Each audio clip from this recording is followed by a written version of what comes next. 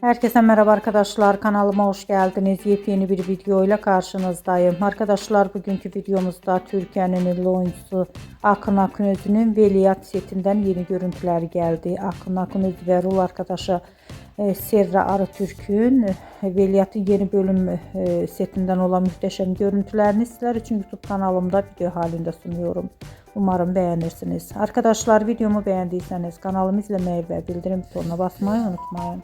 Şimdilik benden bu kadar olsun. Yeni videomuzda görüşmek üzere. Hoşça kalın.